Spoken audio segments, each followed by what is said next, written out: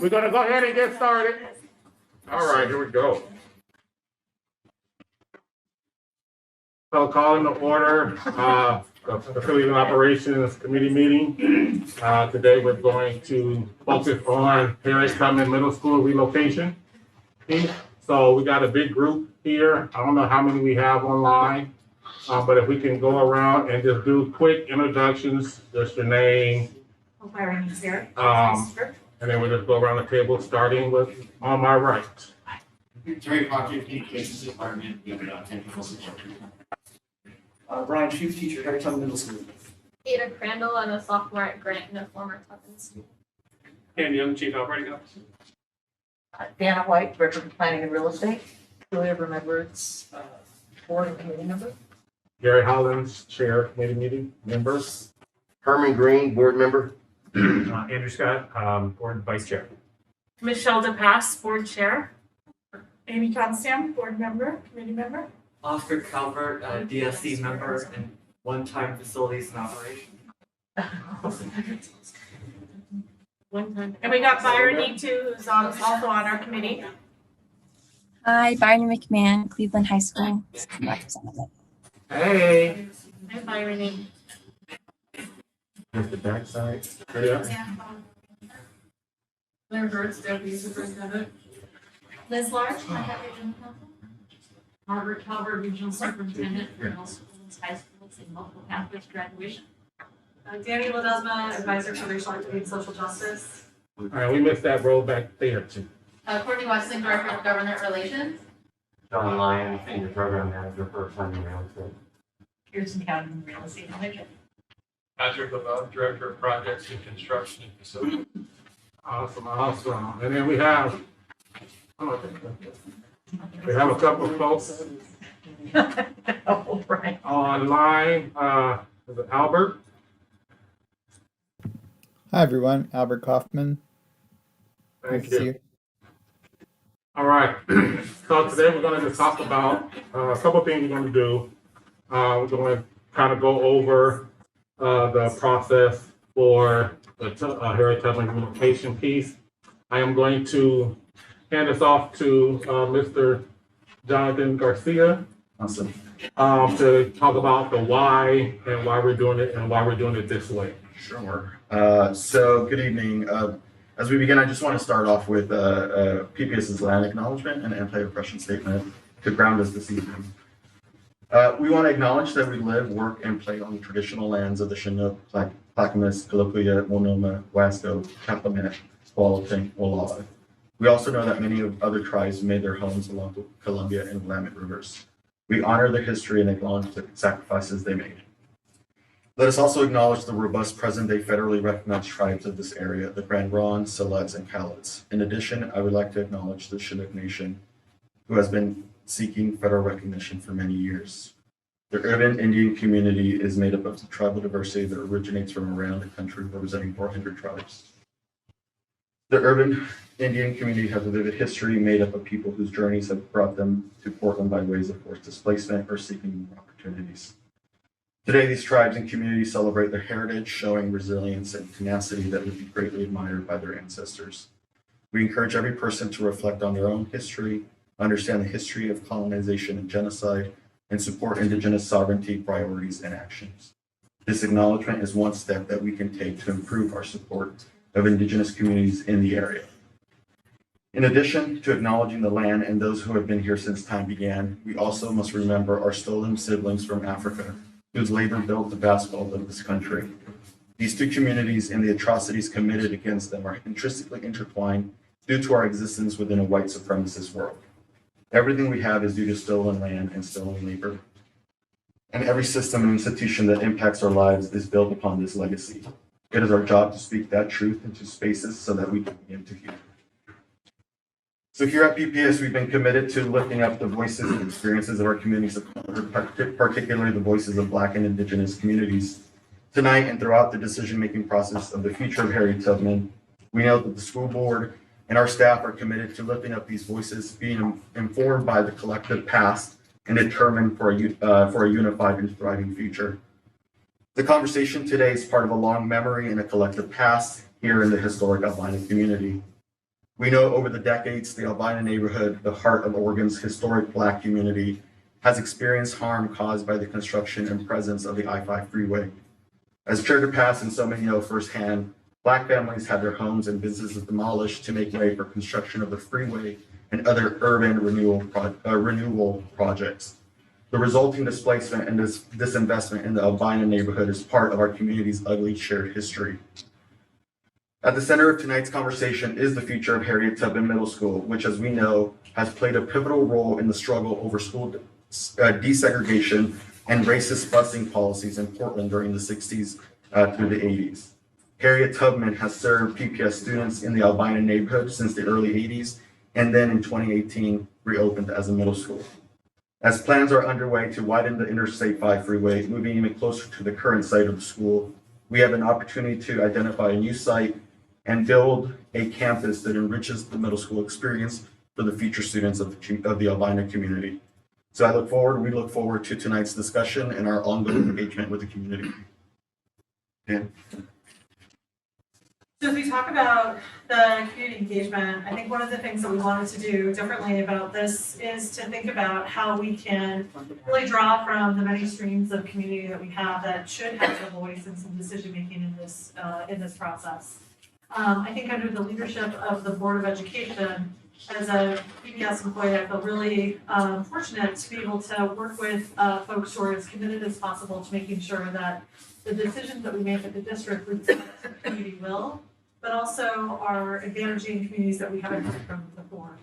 As we think about this decision about how to relocate a school with so many historic inequities that are tied with that, and the potential for current inequities, we want to make sure that we are transparent about what we're trying to achieve, as well as being as inclusive as possible. And I think at PPS, one of the things that we try to do, when we think about inclusion, we're not necessarily talking just about making people feel comfortable.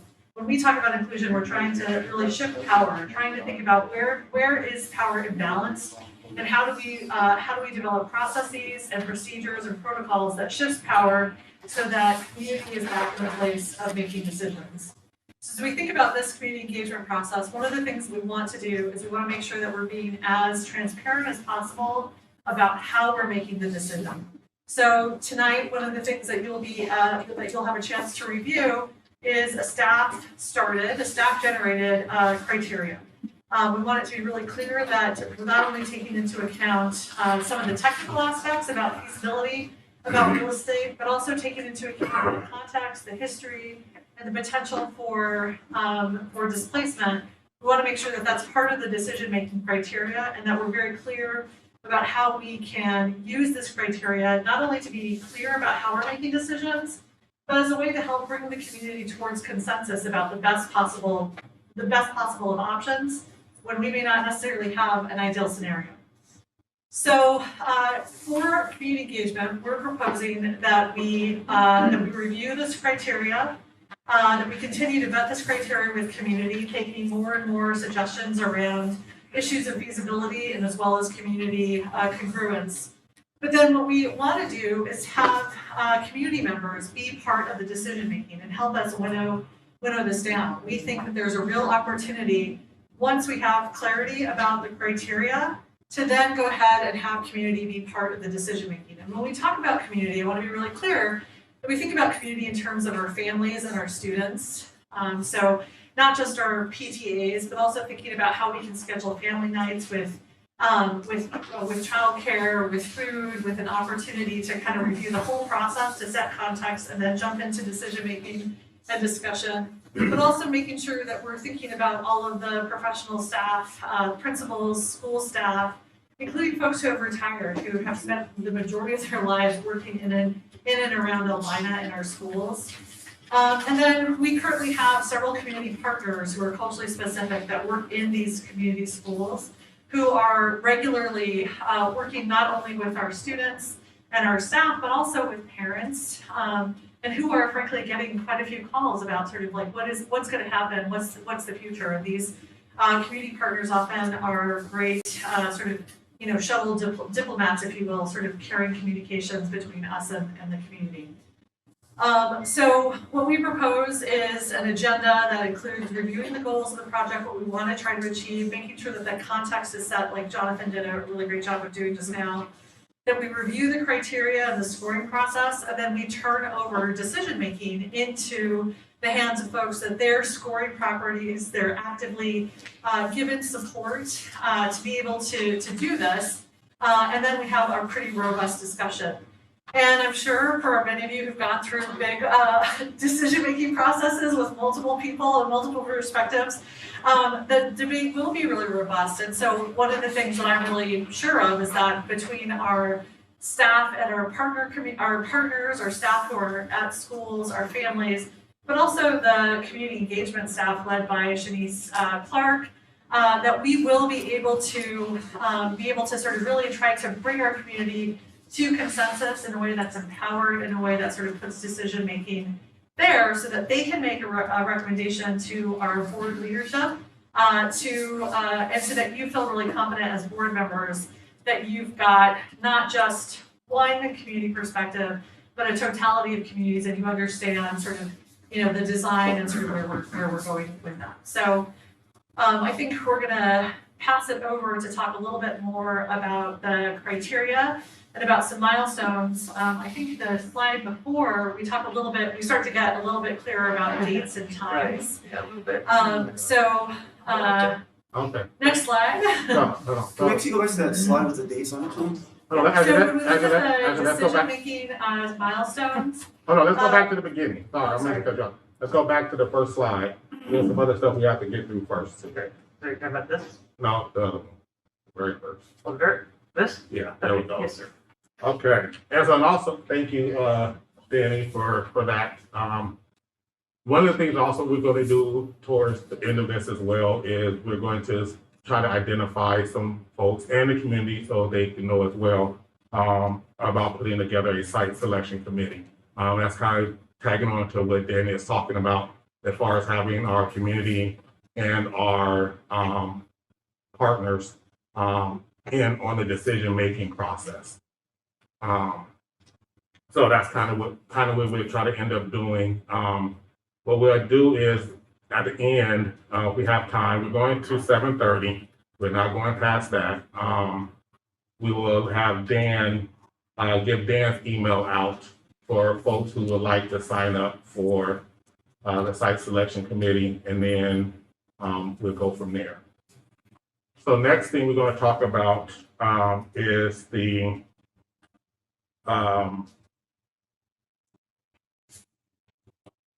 Dan is going to give an overview of the due diligence process that we have done solely at the district level. So I want to make sure that's clear to everyone.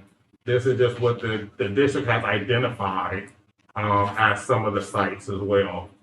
So I will let Dan kind of go over that briefly. And if anybody hasn't gotten this, let Dan know and we can get an email out to you for this as well. It's posted too. And it's posted as well. Dan, you just want to run through like the. Yeah, sure, happy to.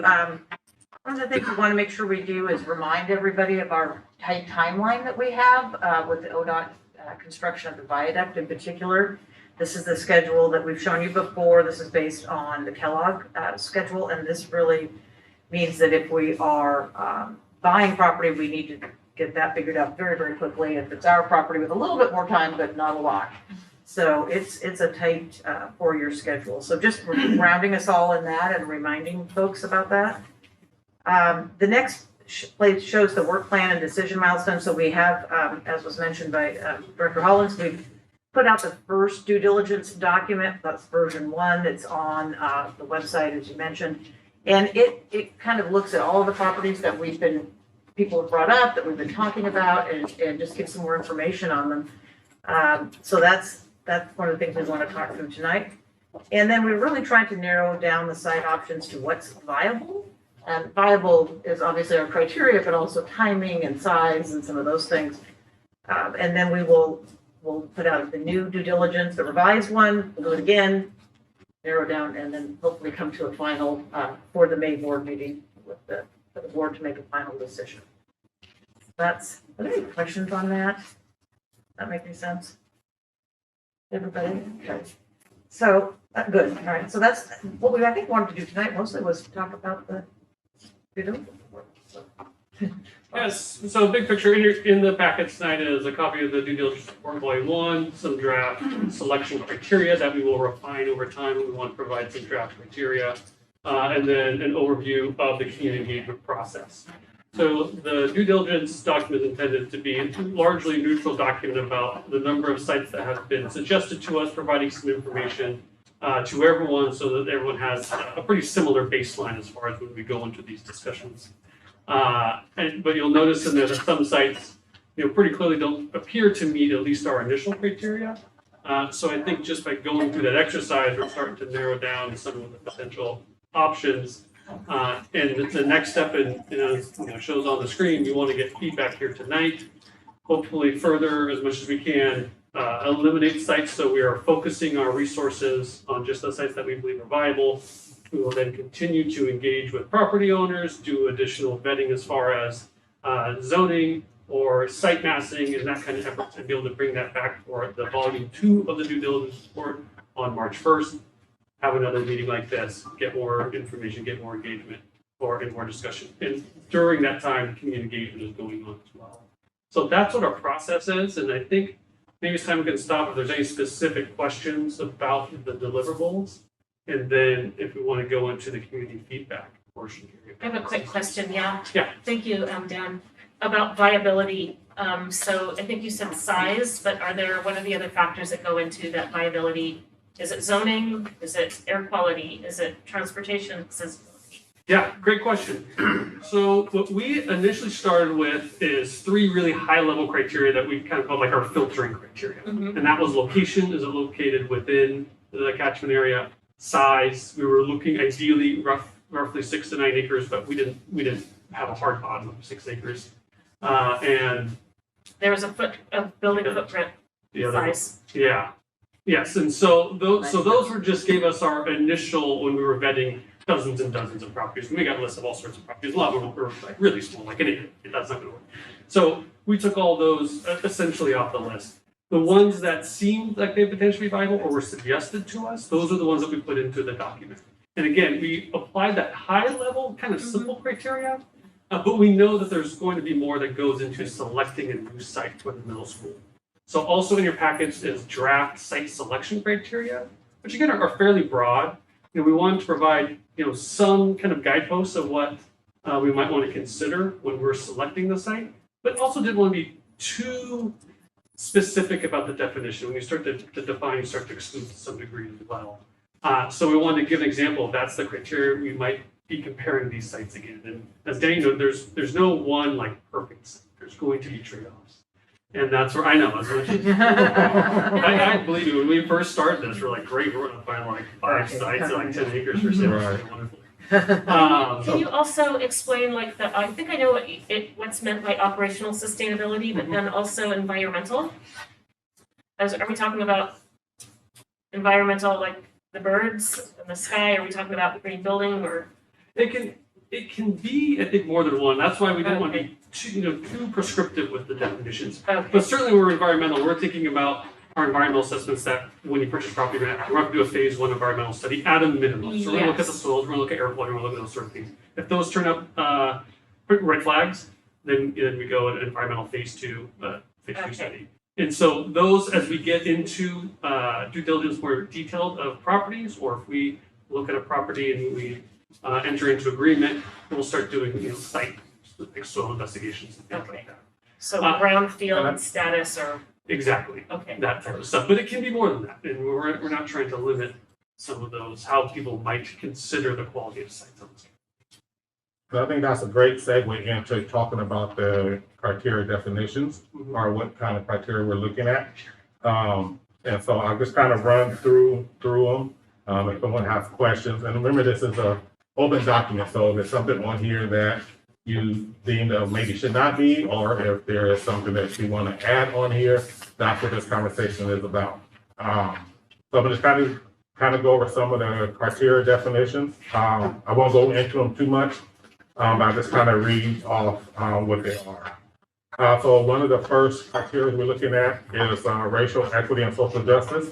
The ideal site will take into consideration the ability of families of color to access neighborhood and school proposed sites.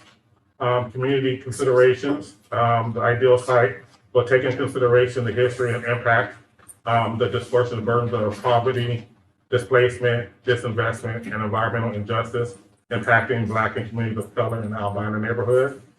Another one is location.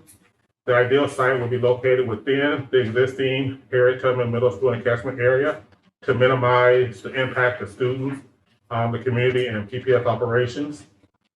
Number 4 is site suitability. The ideal site will be located within an established residential neighborhood with easy walkability, accessibility, access to transit, and consistent with the district's safe routes to school goals. 5 is the development availability. The ideal site will have a high likelihood of being ready for development in the time to meet the goals of relocating Harriet Tubman Middle School for the beginning of school in fall 2027.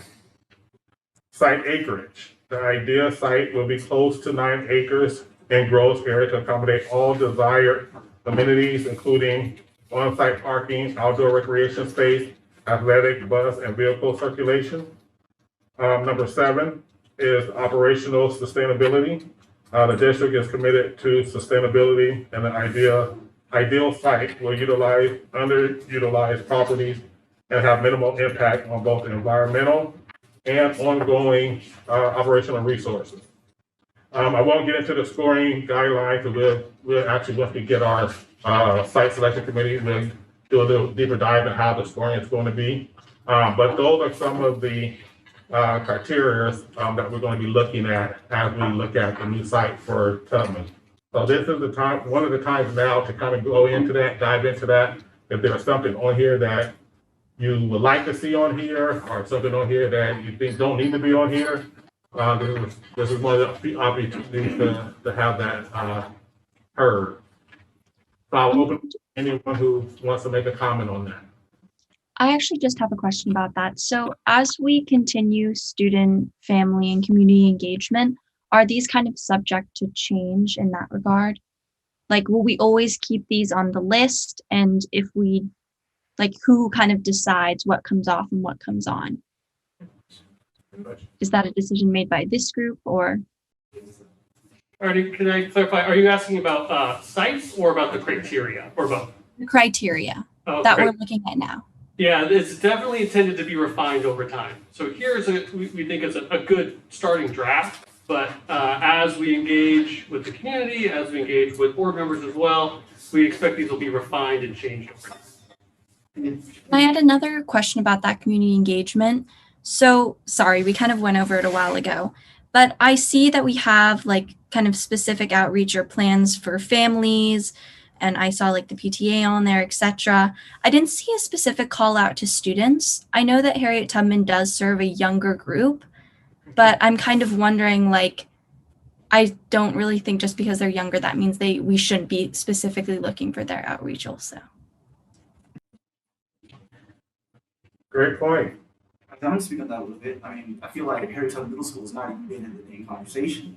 You know, I showed up, I was one of the only people, besides I think the Principal King, that showed up to Harriet Tubman Middle School on a Thursday before we went to break after school at 4:30, and then y'all jumped to King, right? I was there at the meeting, right? And then you went to King.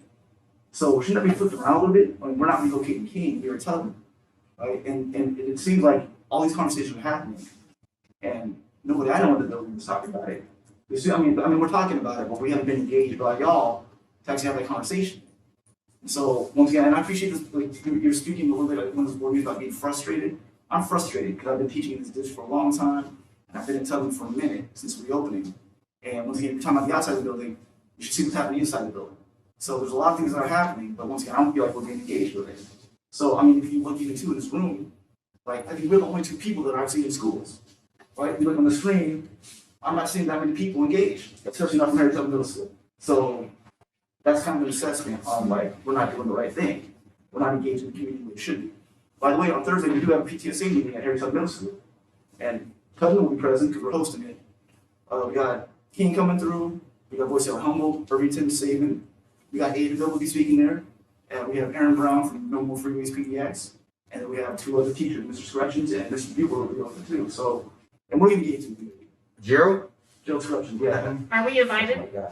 I mean, so it's a community meeting, PTSA. Yeah. So, but once again, I think that meeting right there is something where you can hear true community engagement and actually get that perspective. But we've been left out. So when I'm waiting for a seat at the table, right, we're actually creating the table, actually flipping it over, we're standing on it.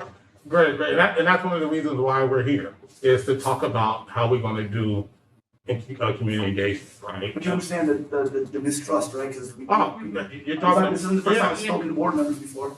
Yeah. Come to a board meeting, like, it's been 4 years we've been at Tubman, right? And it's not all good. Next year we'll be starting again. No, I understand what that frustration is, right? I understand the frustration and the fact that you're feeling left out, right? Yeah, exactly. And this is the whole point of us doing this the way we're trying to do it, right? And how do we really come to you guys? Not you guys have to come to us, right? This is just one of many that's going to come, but our goal is to actually come to the schools, like we went to Tubman, like we went to King, Irvington, to come to you guys so we can hear directly from you guys, right? It's a difference when you guys are here talking. It's a difference when the community is in their comfort zone talking, right? And those are the conversations that we want to hear. And that's one of the reasons why, as we look at the communication piece, that's exactly what we're going to be doing, right? So I appreciate you coming. Yeah, I appreciate you guys coming. Full day, had a PTSA meeting, and I'm here now. It is here too. Yeah. I've had long days, but once again, that's when you don't want to be engaged, that's when you get engaged even more. Yeah. That's why I'm here. Yeah. I want to just say I appreciate you too. I'm a community engagement professional, and we know better. We know we need to go out to the community and not at times and provide food and childcare and make it the engagement process accessible for community members. So appreciate your long day and just showing up. So then, anybody have any other comments they want to talk about as far as the selection criteria piece? Anybody? All right, so we'll move on from that piece. So one of the things we wanted to do today is we want to kind of eliminate some sites. And this is, once again, we want community input. I don't know who's all online as well. But we want to start trying to eliminate some of the options that we have heard since we started this piece, to start to eliminate some of those sites that is not really viable, and asking the community right here, this is just one of many, what sites would they like, or what sites have they looked at, or what site would they like to get more due diligence on as we go through this process. So I'm gonna leave that to Dan a little bit to kind of talk about some of the sites that the district feels is not viable. And then we'd love to hear from any other community members of what sites that they do feel is a viable site. All right, go ahead, Dan. Sounds good. Yeah, I'll jump into a couple. Some of the sites that we've looked at have some challenges. Some of them are pretty small. So we know we looked at a couple sites that are either small or awkward in shape. The Thunderbird site is one of the ones that's noted in the report that was brought to us. It's also got a pretty strange location down there by the river and by the Moda Center. So that one we think is likely not a viable site. Another one is Emmanuel. We've been recommended the Emmanuel site a couple of times. That one I do believe is also not available. It's under contract with another owner. So that one is coming off the site. Concordia is outside of the catchment area. Other sites for consideration are as well.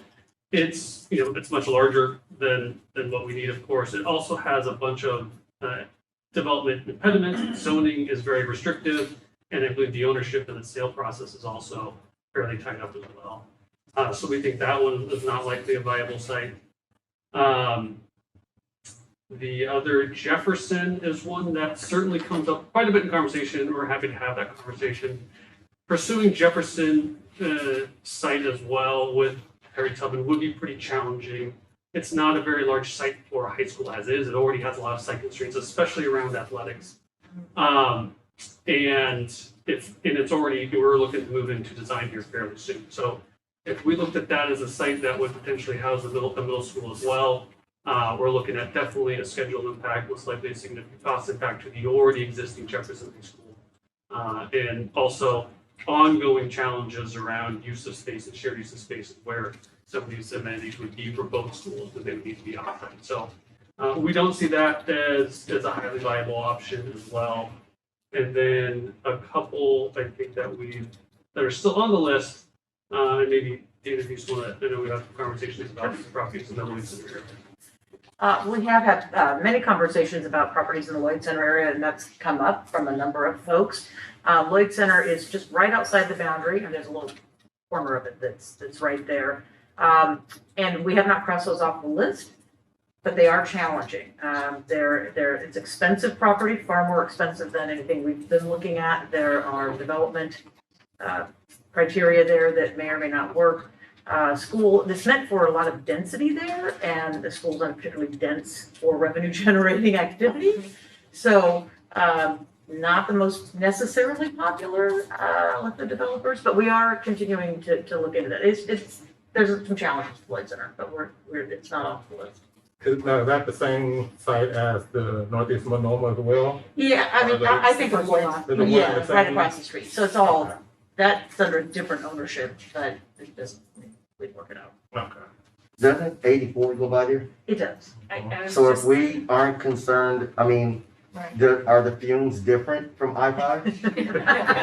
It's a little bit different because you have a bigger buffer, you have an off-ramp, you have tracks, it's up the bluff, and depending on where, if you look at well, first of all, if you look at Lloyd Center, that's even further away from the freeway, but even the parking lot is, if you went to the north side of it, you might have some distance. The other thing, and I'm not advocating for the site, I'm just like why it would even be considered. But at I-5, one of the issues is all the idling that happens there, which. That's the fume. But if you went up here, and here's this other property. Alright, and I guess for me, I'm thinking maybe the way that they tested the fumes for I-5, somebody could go to the furthest part they were talking about and test the fumes from 84, because 84 gets stuck too. I mean, if it's gonna be on the list, it should be like the absolute last thing on the list. And we killed off all the other properties and nothing else was available, and we couldn't do anything else.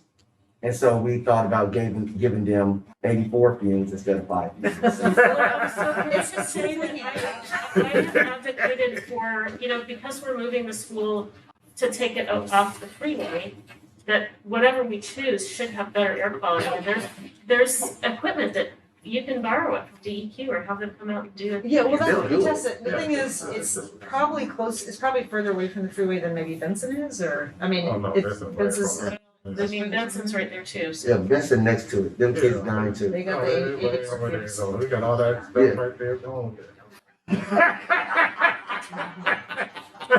And we get a new school, so we're gonna eliminate all that stuff, right? Okay, you're right. But anyway, I just wanted to throw that out there because I'm sure somebody else. Haley on Zoom and Hey, Lent Elementary School. Lent Elementary is really close to 205. If we're talking schools close to freeways, Lent Elementary School is really close to 205.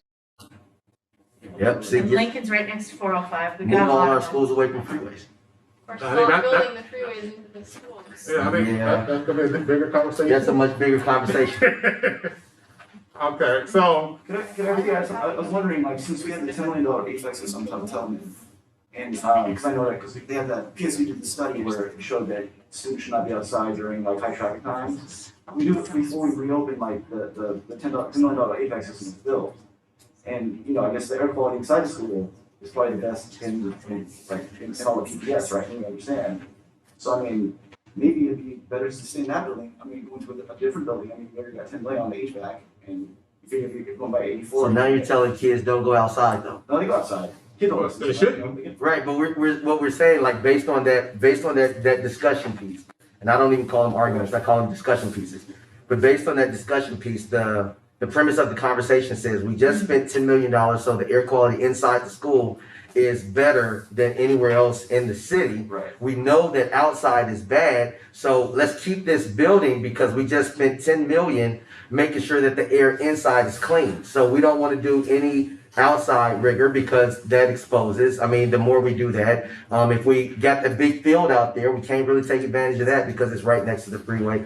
So all these, I mean, so I'm hearing what you're saying, but I also want us to keep in mind that $10 million HVAC system that can be built into a new school. And so, I mean, I don't feel like we should get into space where at this point we're counting dollars. At this point, what we need to be looking at is what is going to be best for the kids, and then let the money come later, because there's money just floating around out here. So we don't need to worry about money. We need to figure out how do we get the best space for our kids, and then let the other big wigs up top figure out how they're going to pay for it. Yes, little lady. So probably not. I guess I just wish that the considerations of money had been brought up before, because it seems like the reason that Tubman is being relocated now is because now there's money promised from the state to relocate it, but students have been at that school dealing with the pollution for a couple of years now beforehand, and I want to make sure. Decades. For decades, Yeah. Since I was a little child. But also the reason that there's a potential of money from the state is because we made a strong value statement saying that regardless of whether the freeway gets closer or not, this is not a safe environment for our kids. Right, exactly, and I know that as a former Tubman student who has had to deal with the pollution and has been advocating against the freeway expansion for several years now. And I want to make sure that if you're choosing to move Tubman, it's truly because that's what's best for students and not because that is what is most convenient for ODOT and their timeline. Like, yes, we can use the money from the state to make the lives of Tubman students better, but that's not going to be done if it's on ODOT's terms and not the community's terms. So you're talking about this like expedited timeline that doesn't really maybe allow for the full community engagement that we need, but that seems in and of itself a compromise of the values that you've talked about really wanting to engage everyone, because like students aren't at the table, and even when I was a Tubman student, they didn't really tell us about the full impacts of the freeway, and it seems like that same thing is just happening again, and like we're just giving in to ODOT with their unjustly fast timeline so that you can get money to build a new school, which yes, students should have to deal with the pollution, but they also shouldn't have to deal with the freeway in the first place. Yeah, I'm gonna go back and even say that the whole reason why we reopened was because once again, if the building was empty and you're trying to bargain, you need a whole lot more money when you put people inside the building. And that's why I felt we got put inside Tubman, why we rushed to reopen. And once again, why we're still kind of picking up, like, like next year we'll be started again. But the PSU, I mean, I think we should look at that PSU study that was done on the air quality, because it said like during the high traffic areas, which is like usually in the morning when kids get there, and they're standing outside, and then like afternoon when they're getting buses. But all throughout the day, I'm not sure. I mean, it would just be good to look at that document and use that as a point of reference. But Absolutely. But you know, that's figured like, you know, during the pandemic, the district was saying like, you know, the building had that filtration system. And if you think about the filtration system, like what kind of closed it up in that building, right? So I think one of the options was that actually if we decided we wanted to stay, that we could. And then, so I was gonna go further to say that I spoke to Jerry Vinsu, like before the reopening, and he was saying, nah, if freeway gets expanded, like no one can be in that building, period. So we gotta go anyways at some point, from what I understand, unless they're not expanding that freeway. So they was saying like, you know, like this isn't an ODOT. ODOT can't, I mean, does ODOT even have all their ducks in a row? But that's not a PPS conversation. Yeah. So as a PPS person, I can't, and I appreciate you saying, you know, that's not, but that's not a PPS dialogue. So like I can't as PPS say, ODOT stop. You know, I can say that, but they can also say kiss off. And so that's not really where we're at. Where we're at is saying, if this is going to happen, then you best believe that we're going to squeeze everything that we can out of you so that we can make sure that our students and our families get the best deal possible. But it's much bigger than PPS coming up to, that's you, everybody else, the city going down, the legislation going down to Salem, everybody doing those pieces. and then getting them to stop it. That's not something that we can do. What we're coming to the table to say is that if it's gonna happen, then we're gonna make sure that we get the largest piece of the pie, as large a piece of pie as we can. And Or even, what we need to take care of our kids. Yeah, and even if we didn't expand the freeway, the air quality is still abysmal. yeah. It's unhealthy for students to stay. Period.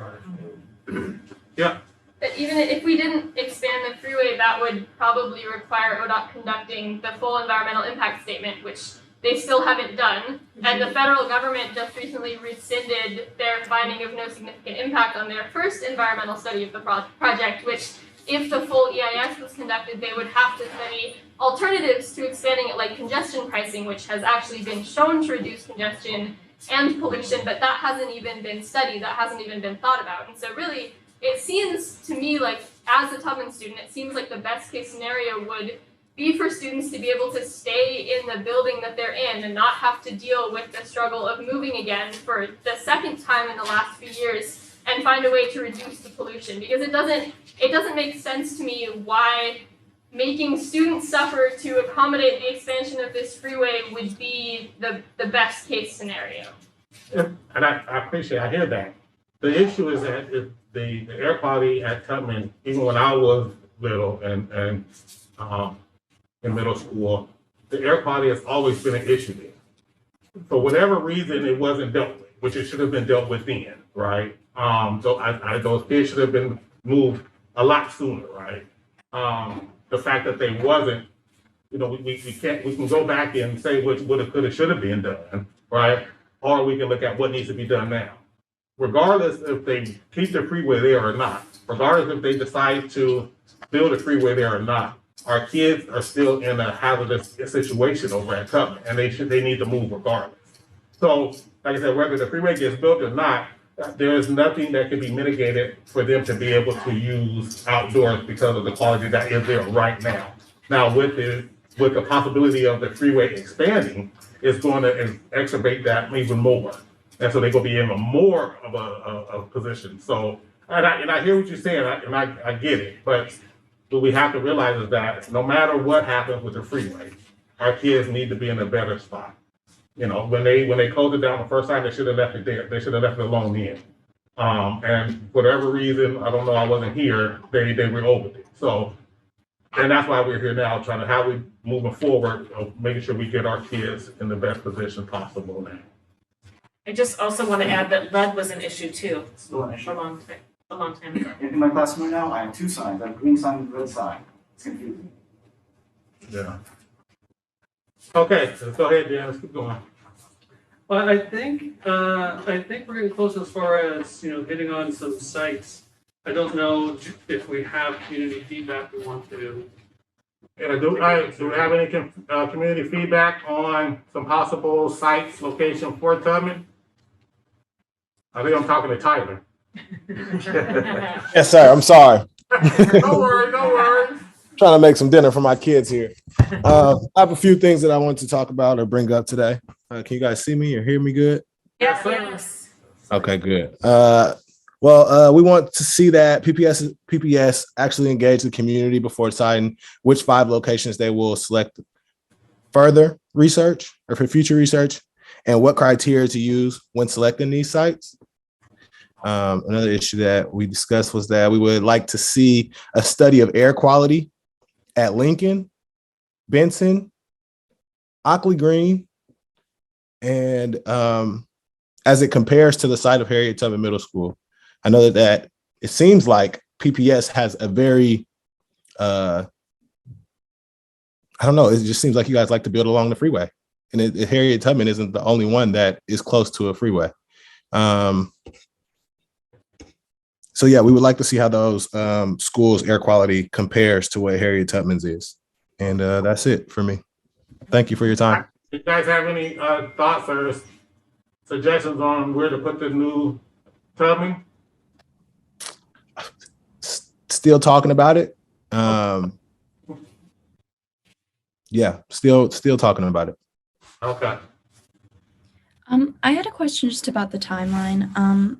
So do we have any flexibility in terms of being able to properly engage? Because I'm hearing like there are concerns, obviously, from community members that due to the timeline that we're currently on, we won't have adequate, resources, time to reach out to those communities in depth and in full.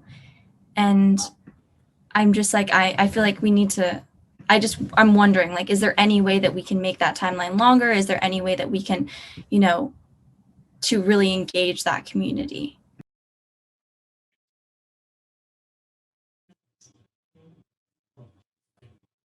Anyone want to answer that? I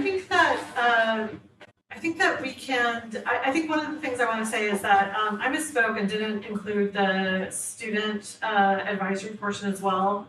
So Jonathan and Shanice have been working on trying to think about like what's the route for student engagement across all of the schools, knowing that there's the current Harriet Tubman students, but also the future students. And so in the work session materials, there's a section on the advisory class of 2023 that talks about looking not only at the future students, but also looking at the demographics of the students in King and some of the earlier, the grade school classrooms, and really wanting to sort of like get as much diversity of opinions from students, particularly students of color around this. So I think in terms of community engagement, one of the things that we think that we can do well is to be able to staff and support this. So between our facilities and operations teams at PPS, as well as the community engagement and the RESJ team, I think that we have a lot of skill in being able to have the meetings. I think the challenge becomes the all of the contextual stuff that's slowing us down now. So not only do we have busy schedules, but families have busy schedules and students are engaged in a lot of activities, and we don't want to detract from those. So I think there can be a certain amount of flexibility, and so folks have suggestions on how to try to better balance that. I think we're really open to that. And I think that there's ways that we can take advantage of the calendar and our organization, and ways that we can also try to, go. I think if Shanice were here, she would talk about the importance of like we need to go at the speed of trust and trust building, and really sort of be able to talk about sort of how some of those adjustments could be made.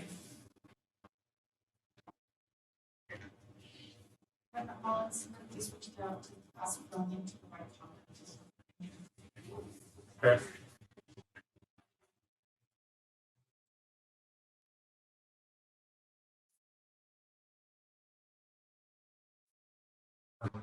Are they coming on? Oh, okay. It looked like Tyler had another question. Yes. One of the things that we did discuss was the Old De La Salle campus.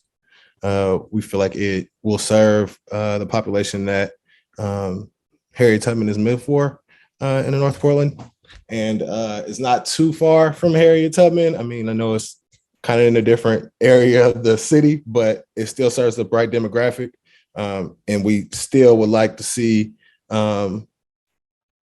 the community still be able to get into the school, no matter where the school is built. And I'll continue to keep saying that because I feel like Portland is pushing predominantly Black and Latino families out, and that PPS should not support this, and that they should still allow families that want to go to the schools to be there. I just want to make a comment that connects to what you said, Tyler, which is that one of the criteria in here is whether or not a site is within the Tubman catchment. But we can also think that our catchment areas that we have defined now are malleable, and that, after we get through our work in the Southeast, like we're going to move on and look at establishing another middle school in North Portland.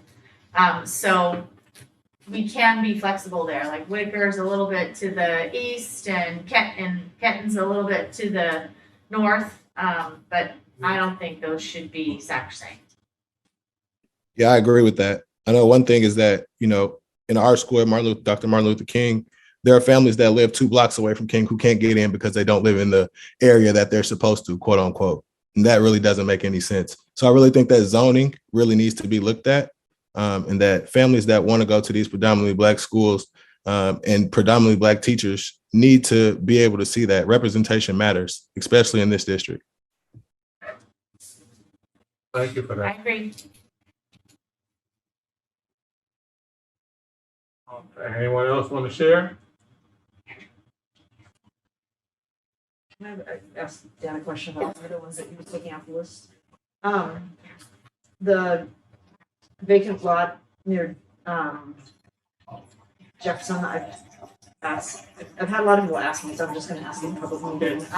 The gas line underneath the building, there's no gas line, it's a, Well, there's a electrical easement through that parcel, and that parcel, we consider it, maybe it wasn't clear, a part of the Jefferson site. right, but I just So wanna be clear, because there's not a gas line, it's an electrical line, which there's Yeah. easements all over the place, which is very different from building out a gas line. Yeah, and to be clear, we will have the site surveyed. If there is a gas line and I don't know about it, it's possible. And I'm mainly asking because there's all the urban myths about Okay, swirling around. yeah. And then they. I'm hedging just in case it is there. I was gonna say, don't knock our business, don't knock our business. I think you know. So then my other question is, just the whole, because just in this area that we have so few sites, the constraints, about the suggestion of like going up. So Kellogg, it's 3 stories, it's on 5.9 acres. And it also currently has about 800 students. I did it right. Yeah, so just from a design standpoint, you could go higher and have, maybe 550, because the number we want to build for is 550. What is the smallest site? I know what the ideal is, but the smallest site just is, that ideal site apparently. Yeah, it's, resident to give a specific hard number, because you'll get into trade-offs. As soon as you start getting down, 5.5 acres or below, it's not gonna be like, this can't be done. It's just, you're gonna start looking at trade-offs. So you're probably gonna have less site amenities, or you're going to start looking at, having to go more vertical or create more unique design scenarios to design around those site constraints, which will increase costs. Not that that's the end of the world, but you're going to start to have these trade-offs. And certainly not just the size, but the shape, and then what is immediately around that site will play into that as well. So some sites might actually be larger, and like, oh, that seems great, but they're oddly shaped. They might not have any access on 2 sides because of where they're located. And so all those things come into play. I think, we've been pretty reticent to look at too much stuff below like 4 acres. That's starting to get pretty small. But there isn't just like that hard line. Sorry for. It's like 4 stories, qualifying the answer. height, like, is there you shouldn't have a middle school over X stories? I'm not suggesting you should, I'm just trying to like. Right, no, I don't think there's that. I mean, certainly, Kellogg's 3 stories for the classrooms, that makes sense. That can be really efficient. When you start putting cafeterias and gyms on upper floors, things get more challenging. Obviously, there's ends up having noise and other issues, and then costs start to go up. So I wouldn't say that there's a hard line, but zoning starts to come into play. And if you're in a residential neighborhood, you might not be able to go forward. So all these factors just come into play. Thank you. I had a question about that too, that calculus of what's the footprint and the height you could go on. Did you, Julie, ask the smallest size? Yeah, and I'll say, one of the reasons we want to start to trim down some of the sites we have, because we want to start actually looking specifically, okay, what might a site layout look like? What might massing look at? What is the floor to area ratio? What is the height? So like, okay, we got a small site, but could we go up if we need 4 stories? Can we actually do that? And especially depending on your zoning and your neighborhood, setbacks come into play and all that stuff. So some of them might seem pretty realistic now, and when we get into that detail, there might be some real red flags, or vice versa. There might be some that are pretty small, but if they're on the list, let's take a look at it, and maybe there's some opportunities there that we just aren't obvious with this level of due diligence. Would we look at conditional land use? If, for instance, we had to go a story higher than 2 stories or whatever, or 3 stories? Good question. So certain land use or the actions or building code or state building code appeals, like a conditional use. They're pretty routine. We normally know we can get out of those when we look at them. What the conditions of approval at the end might vary, but usually we feel pretty confident we're gonna get approval. When you start to look at things like comprehensive plan adjust amendments, those become much more challenging. Certainly they're much longer, and that they're going to be approved is high risk. And they're expensive, And they're as you can expensive. see from Lincoln. That is, they are. So those we would consider more high risk. Cool. Do we have a, I was hearing this question being asked, like where would you want it to be? And I think that always kind of veers off in this crazy spiral. What are the schools that are actually being considered right now, that are on the table, that have remained on the table since the beginning? But there is no school, no elementary school on the table. I mean, just sites in general. With just general sites in general, You know, like, I mean, when you have this criteria, you kind of see there's a few sites that. yeah, so in the due diligence report, you can see kind of the sites that we looked at. So we have like, I mean, is that a hand, is that 5, is that 10, is it 15? I think it's 18. 18 total. 15 total? Yeah. And what are the top 3? They're not ranked. Okay, so for example, right, I'm gonna say rumor. Remember we were in a meeting actually, and I said, I suggested Camden School. And you're like, that's a rumor. I'm like, nothing I've ever said like in a meeting has ever been a rumor, it's all been proven fact. And in fact, the Tyler later is talking about De La Salle, which is Camden. Is that a consideration that a school is being considered? Yeah. It is. So that is on the table. Yeah. So it's not a rumor. No, it was a rumor then. It wasn't a rumor. It was just a question. I mean, everything was on the table at that point. And I said, Camden School, that's what I heard. And that's what kind of makes, I didn't know there was actually people being inside the school. Oh, yeah. But I also heard that, this building right here is being considered by the Albina Vision Trust, if it's purchased, will turn into the Center for Black Excellence and something would be housed here. Is that another option? This site is one of the considered options. Okay, so that's 2. And then I heard the Jefferson thing and the pipeline thing, that was 3. Then I also heard Whitaker. And then I heard Meek. And Meek is. Meek's in here. Yeah, Meek's in here. So would those be a top 5? Those are the 5 Those are- PPS properties, but they're not, again, they're not ranked yet. Right, so those are the top 5 PPS properties. Yes, Okay. yeah, PPS, we're not, yeah. And there's other properties outside of PPS which are also linked to it as well, like Correct. Center. Gotcha, okay. That makes it clear. All right. Any other questions, comments, concerns around that? Dan, you got a kind of a list of stuff that we are not considering versus ones that we are considering?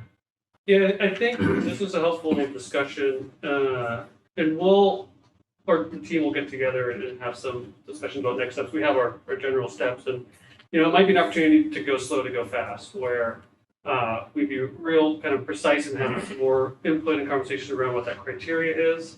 Make sure we feel really comfortable with that, and then apply that criteria so you can start to see what those rankings are, which ones float to the top and which ones float to the bottom. Gotcha. But let us do a little bit of discussion about what's the best way to move that forward, because we do want to keep on this general cadence of the plan that we have, and we want to get more detail out on paper so people can see the exact information that we have, what the assumptions are, so it's all very clear and very transparent. And we want to, we do need to have a bias for action, we want to keep moving, and we have a plan, but the plan is just something to deviate from. So I just want to kind of circle back a little bit when you talked about the BESC has been an option, right? Is that really a viable option? Because the way I see it, I didn't necessarily see it as a viable option, because one, in order for that to even happen, we would have to have a location already identified for us to move into, right? Before this would even be an option, and then Albina Vision Trust has the option to buy the property. Yeah. Right, that don't mean they will, or that don't mean they will be able to at that time, right? Yeah. So I just want to make sure that as we're talking about viability pieces, and if that's something that we're looking to do in the next 4 to 5 years. I think the answer to that is you hit it right on the head. The biggest challenge for this site is the complexity around development. It's hard to quantify exactly what that is because there's lots of moving pieces. So is it risky, to a degree for certain? So this site does have challenges, but again, they all do. There isn't that perfect site out there. So I think it's definitely on the table, but it's got some unique challenges that we would absolutely look and try to quantify that. Then if it's, let's say, we decide to, my concern with that would, we would be creating a bigger issue with relocating district staff. Right. And we already have it's getting a little stale now, but that due diligence that we had from 2.5, 3 years ago that outlined how difficult that will be in the market at that time. Yeah. Things probably haven't gotten any better.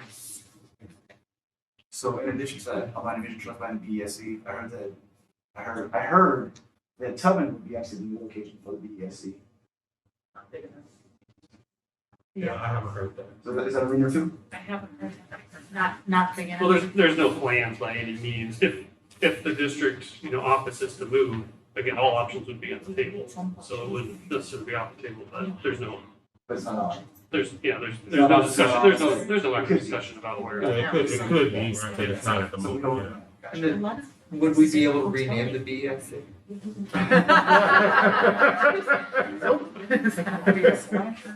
Middle school. All That'd right. be enough. Yeah. Just, it's bringing anything up about Yep. the sites. Yep. So I'm wondering, the Lloyd Center site, not necessarily the parking lot or even the parking lot.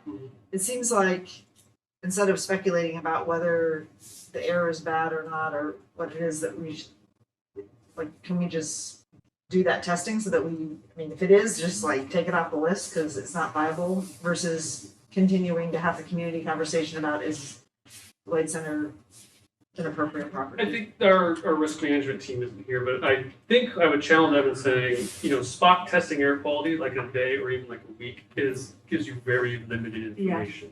If you want to know air quality, usually they're very long-term studies. And it's something that, you need to put on the site for an extended period of time. Certainly we could go and get those spot studies and they do that.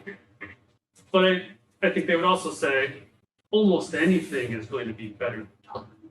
It is going to meet the federal requirements that are out there because there are really high or low bars, sorry, they're really low bars. So you're most likely you're going to meet that. To really get into that detail of what's the air quality would take a time to actually do those things. And on those lines, just thinking about that, right? I think one of the advantageous for us to see if that spot is available first before you spend money out doing tests and the due diligence portion of it first, right? We will have to reach out and find out, is that available? Can we afford it and all that stuff before we go and spend money doing, that'll be part of the due diligence process. Yeah, there's no question that if we get to a point with the property where we're in discussion, and starting into contract or an agreement with the property owner, part of that due diligence will be air quality testing, will be soils testing, will be those things. We'll need to be on site. It'll have to allow us to do that. Okay, I guess I'm confused. So say we got to that point. Then you're saying, then we go do that long process? Yes. That's when you do due diligence. Think of it akin to like soils testing, right? We can assume that there might be bad soil. We look at a site where we've got pretty serious concerns about what would be in the soils there. But we can't go and actually do soil testing until the property do that. There isn't pushing, how long would that take? Because it seems like, Lloyd Center seems like it is a developable site. They've approached us about it. And I look at all the other sites, there used to be a school there, Holiday School, PPS School, it's available. So it seems like a viable option as long as they're not doing that, but to wait to the very end, then to do a long test, it seems backwards. Well, I would think, if they're approaching us, right, then they could do that work too, right? We won't necessarily have to do that work if they're approaching us to have that site. Especially when a lot of times you're doing commercial real estate pieces, the owner will do a lot of that testing stuff done. So that way to potential buyers, they can say, okay, this is done or that's done. It's just a thought, right? If they are approaching us to do that, as opposed to we spending our money doing it if they're looking to do something with it. Just a thought. And I'm happy to go back and talk to our risk management group who does that testing and manages that work, and get kind of a more precise.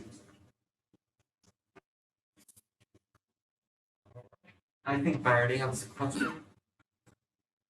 Yeah, I had a question. So if we were to do like the extensive environmental testing, regardless of who has to pay for it, how does that affect the timeline? Because I know like we talked about we have some flexibility, but I know it's still like tight. So how would that potentially affect? Because like even if we did do the testing and it took X amount of time, there's no guarantee that like community members would still select that as a first or second choice for Harriet Tubman. That's a great question. So what we have in our schedule is built in about 6 months of negotiations with a potential property owner. And that is when we would do that more extensive due diligence on the environmental side, as well as other work that we would need to do, whether it be around land use or any other site constraints that we might have. So the short answer is it's built into the schedule based on an assumption of how long.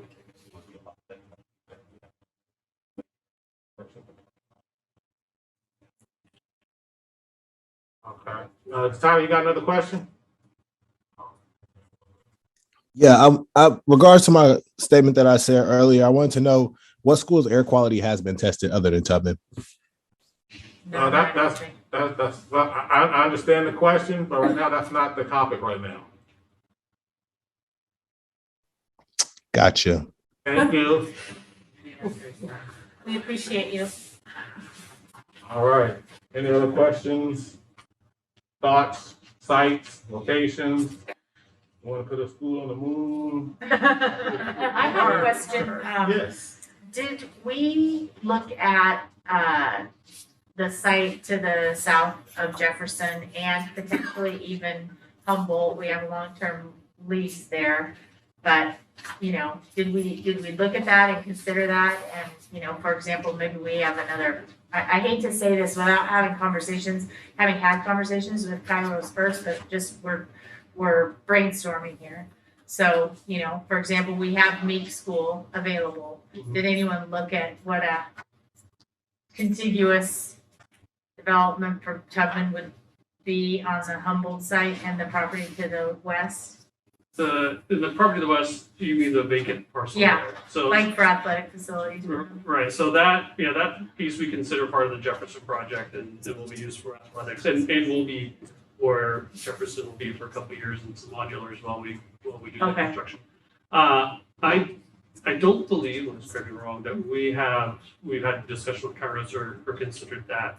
I think that the recent long-term lease, we didn't see that as a likely by launch. And probably without that other parcel, it's too small anyway. It is small. Yeah.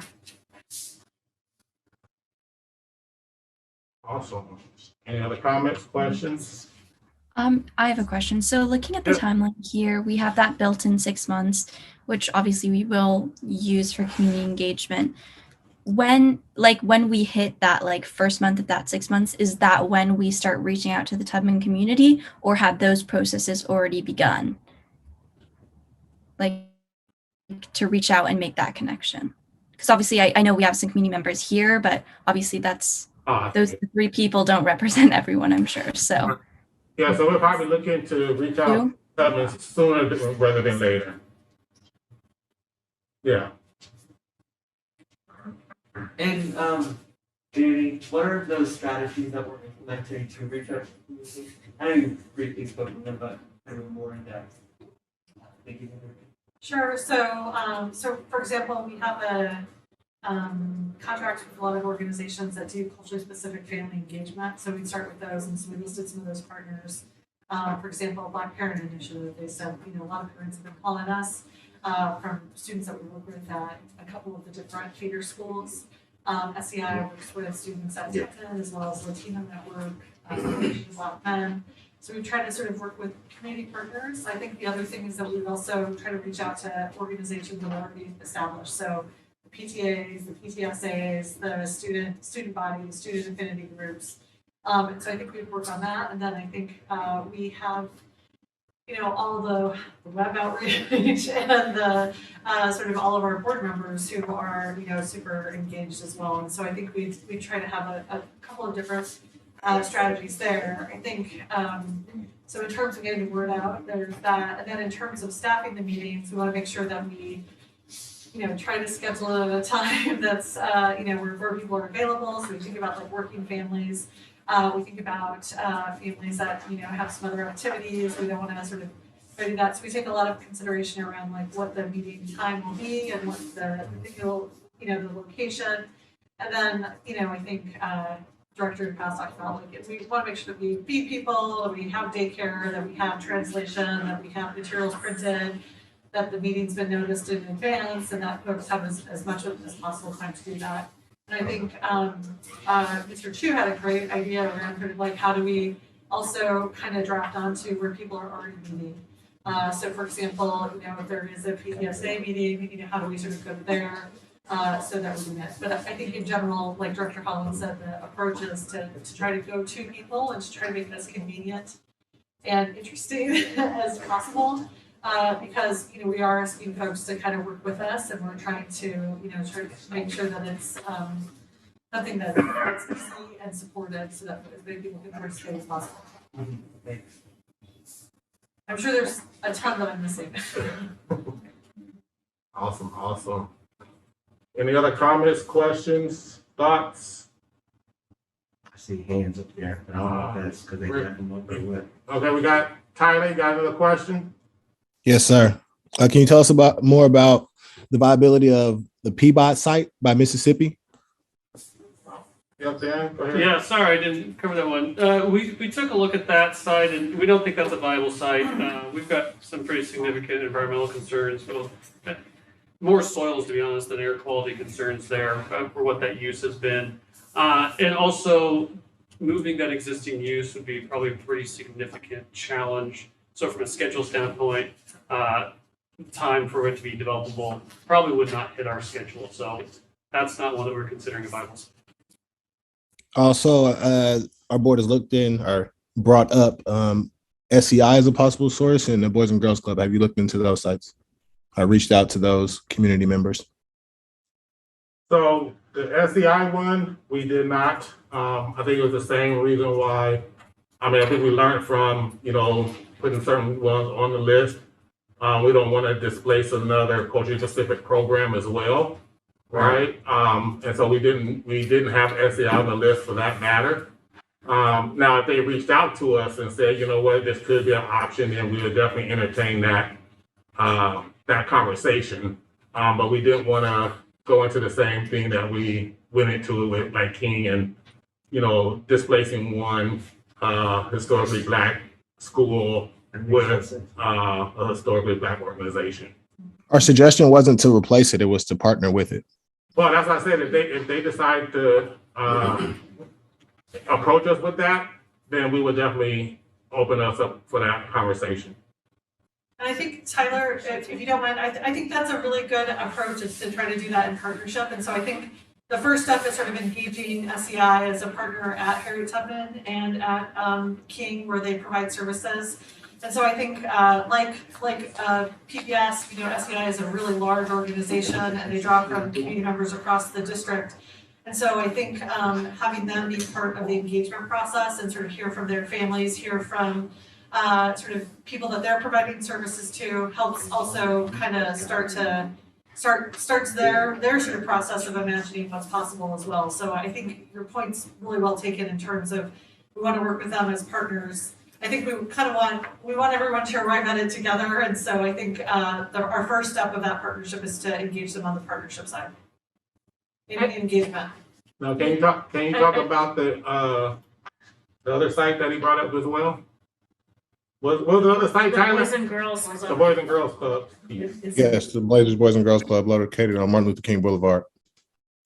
So can I just say that we've agreed not to do any displacement of historically Black schools, which I think is great.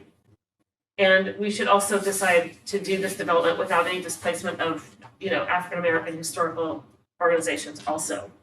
However, we should look into, at least be creative or open to partnership opportunities. So let's do the development without displacing anybody. That could be a co-located. I think that having a conversation about, what are your space needs today and for the next 20 years, what are our space needs for today and the next 100 years. And I think it's okay to have conversations. And I think it's okay to consider development without displacement We can of invite, any historically, like, community-based organizations or historically black schools. You know, we can do both. and with regards to Boys and Girls Club, we can invite Boys and Girls Club to be part of our community partners as well. They primarily work with Rosa Parks families in the way that we work with them, and so we can definitely sort of ask Terry, who's been a longtime partner with the district, to come to and be part of that as well, and sort of see. I know that he's going through a reimagination of his organization as well. So I think I think the approach of sort of like, let's invite partners to be part of engagement. And that way they can hear, as well as PBS can hear from parents and families and educators about needs and services, and hopefully there's some nice synergy that comes out of that in terms of additional suggestions and some consensus around how to find a site that works for as many people as possible. So I have a question. So we're talking about the Boys and Girls site. Are we also including the City of Portland building space as well, or are we just talking about solely the Boys and Girls Club space? Because when I look on this map, they're talking about 2 spaces, not just. Are you talking about at Rosa Parks? No, I'm talking about the Boys and Girls It's a Club. North Precinct. Yeah, they're talking about the North Precinct. The idea is that the North Precinct could switch with Harriet Tubman, or would maybe interested. It's right there located by the freeway. Easy access to the freeway. I don't know. I They don't offer air quality. So I'm gonna let Dan talk about that scenario a little bit. We have not looked in detail at that property. We haven't looked at a lot of properties that require negotiations with multiple property owners. We know we've got, streamlined time, and that just increases the risk for negotiations not to be successful. We've got a few other suggestions of putting 5 or 6 different pieces together, and the complexity there is probably pretty high. Yeah, and I think one of the things too and I hear you about the police station, the North Precinct piece, but remember, you also have some other African American businesses over there, like JP's, Champions, Barber School. Yes. So when you're looking at things like that, you have to really look at, who's going to really be displaced in those areas as well. I don't think we're looking at displacing those businesses. We would like them to stay there and help with this Harriet Tubman relocation. We think that Black businesses should be at the forefront of everything that's going to happen with this. Yeah. They should have new spaces on Alberta. I just think, if you guys are going to ask for suggestions from the community, that they should at least be looked in and vetted if you guys want us to keep looking and doing this work. Gotcha. Fair enough. Does he know that it's in the packet? Yeah, and it's in our due diligence packet too, just so you'll know that we're looking at that as well. I understand that, but when you're saying that you're waiting on SCI to reach out to you, I'm not working for SCI at the time. So I'm not going to. That one wasn't in the packet. I'm just talking about the Boys and Girls Club. That was in the packet. SCI wasn't in the packet. We're writing SCI down now. Okay. I feel like SCI was on that list that was given to us maybe a few weeks ago, but maybe it wasn't in the packet. Yeah, not in this packet. Is the packet that you're looking at public information? Yep. Where can that be found? On the PBS site. Under meetings, and then go to board, and then meetings, and then agendas, and they'll have materials there. It should have the date, today's date. If you send an email, I can email it to you. I don't have a problem with that. We can email that out.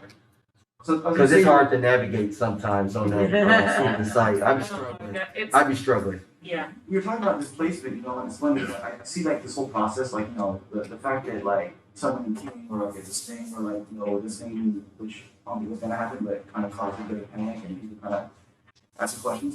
I'm thinking at Harriet Tubman Middle School in 10 years, is that gonna be the same school that it's supposed to be? When we reopen, I was like, who are we opening for? It seems like families are leaving the metro area and East County.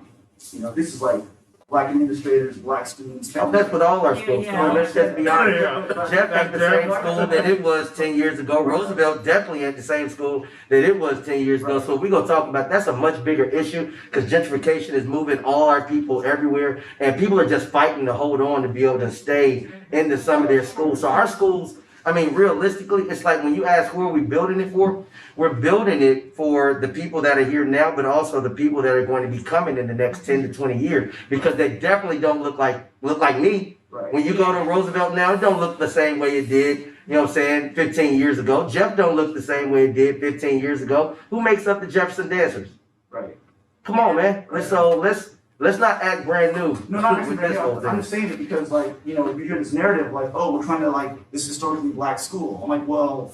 Is it really? Yeah, no, Yeah. we already know housing patterns and racial, we're a But I very keep hearing people racially saying it. segregated I city. keep hearing people saying it as if that's the reason why you're fighting. And we know that poverty and people of color moving east. Right. If you follow the county's Sun School programs Yeah. and absolutely. services, Right. there's a focus on East County because that's where people are moving. Right, but I think certain people need to be very clear about, like, what's actually happening in the city and the schools. Like, I live right here. I got, Have I understand that, but I'm 60 saying that you gotta years. take that into consideration, because, like, you know, and then you look what's inside the schools, right? Mhm. Like, is blackness actually being centered in that school?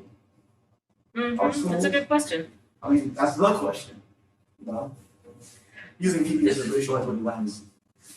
Also, I'm from here and, from this community in this neighborhood, and so, I also work in city planning, so I understand, like, there's a nostalgia for the way, like, I wish it was just like the way it was 40 years ago, trust me. I really do, and we do have this, like, kind of nostalgic look back, but, our development needs to focus on future and, future, so. But yeah, it's a good question, we already know, we already know what's happening with housing. The thing that's happening inside school, like if it's that powerful, like great teaching, then you're gonna draw people back in, not the building. And there are people that drive into our schools from other areas, because it's legacy, there's a sense of safety. We have we've had a return to Albina preference that even if you don't live in the district or in the neighborhood if you're historically from the neighborhood, you have a right to attend. I did not know that, yeah. Mm-hmm. There's also, the Housing Bureau did a preference policy, it's not very successful, but it preferences people that have historic roots, either themselves, their parents and caretakers, or their grandparents, for 3 generations. And that gives preference to housing programs. Yeah. And I think that's, like I said, Home ownership included. that's gonna be a bigger conversation. Yeah, I mean, Tyler was talking Gentrification. about folks living in Keene, depending on the Keene, right? Like, Yeah. if they live in the neighborhood, you live in Keene. Yeah, You know, I think he's speaking about. yeah, and that's like the boundary piece, yeah, I get it. Alright. All right, anything else, questions, comments, concerns? Thoughts? Okay, so, next steps is if you guys can send, we can put Dan, put it all on you, Dan. If we can put Dan's email up for folks who wanna be on the site selection committee, that would be awesome. And then we'll compile that information, and then we'll have, once we get that information, we'll have Danny and Jonathan, start setting up, the mode of community engagements at the schools. Our goal is to come to the school so we can hear directly from, everyone. And we'll go on from there, but remember, this is, our goal for this is to be, a community decision, not just a PPS decision. Yes. Who is ultimately making the final decision about the location? Is that the committee for that or the board? Good question. I think the ultimate is the board, but we want to listen to the community and have them submit the suggestions to the board. Because the community and the board to. Correct. Yeah. So that's usually with most engagement processes, there's an advisory committee that provides input to the ultimate decision makers, which are the board. Any other questions?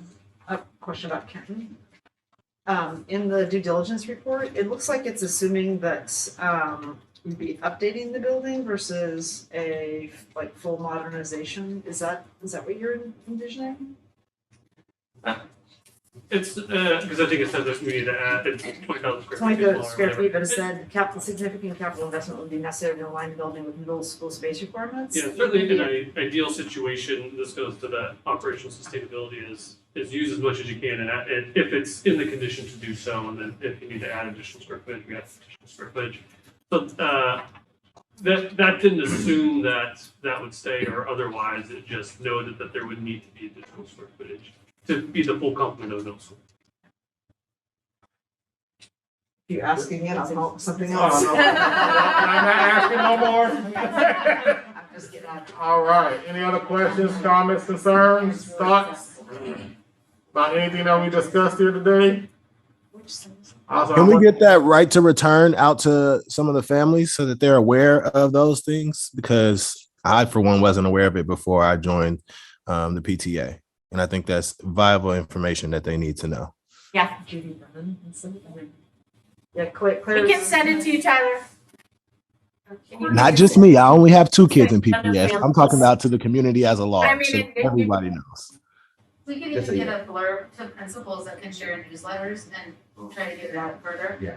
Yeah, it's not the people that are in the buildings that need to know. I think what he was getting at is the people that don't know they can come back. Right, So it's like those other people.